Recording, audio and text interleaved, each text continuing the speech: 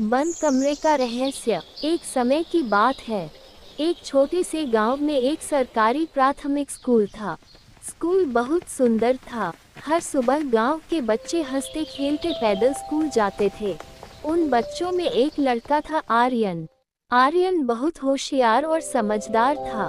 उसे रोज उसके पिता स्कूल छोड़ने आते थे। स्कूल में Aujourd'hui, nous सभी étudions बच्चे les vents. खुशी खुशी पढ़ते थे, Très bien. लेकिन Qui उस peut me dire school ce में qu'est le एक vent de बंद mer? कमरा था। उस कमरे के बारे में कहा जाता था कि वहाँ कुछ अजीब होता है।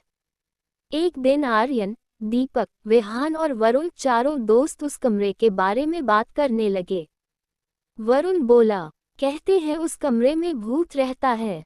दीपक ने हंसते हुए कहा, सब अफवाह है। चलो, आज स्कूल के बाद उस कमरे को खोलकर देखते हैं। चारों दोस्तों ने फैसला कर लिया। शाम को चारों दोस्त स्कूल वापस आए। जैसे ही वे बंद कमरे के पास पहुंचे, विहान और वरुण डर गए और वहां से भाग गए। लेकिन आर्यन और दीपक हिम्मत करके दरवाजा खोलते हैं और अंदर चले जाते हैं। अंदर जाते ही दरवाजा जोर से बंद हो जाता है। दोनों घबरा जाते हैं। वे पीछे की तरफ भागते हैं, लेकिन दरवाजा बंद था। तभी उन्हें नीचे जाती हुई सीढ़ियां दिखती हैं, एक बेसमेंट। वे डरते डरते नीचे उतरते हैं। अचानक एक अजीब सी आवाज सुनाई देती है, मुझे यहाँ से निकालो। दोनों डर के मारे ऊपर भागते हैं, लेकिन सीढ़ियों का दरवाजा भी बंद हो चुका था।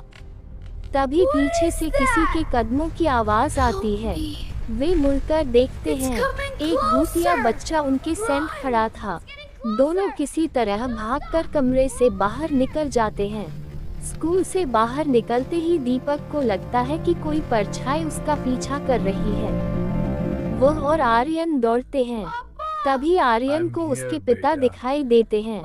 आर्यन दौड़कर उनके पास पहुंच जाता है। घर पहुंचकर दोनों बच्चों ने अपने माता पिता को सब कुछ बता दिया।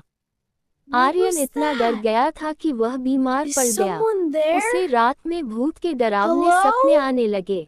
अगले दिन सुबह गांव के लोग हाथों में डंडे लेकर स्कूल पहुंचे।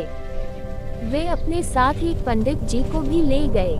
पंडित जी ने बंद कमरे में हवन किया और मंत्र पढ़े। कुछ देर बाद अचानक वही भूतिया बच्चा दिखाई दिया। पंडित जी ने उससे पूछा, तुम यहाँ क्यों हो? भूतिया बच्चा बोला, कुछ बदमाश बच्चों ने मुझे इस कमरे में बंद कर दिया था। मैं भूख और प्यास से मर गया।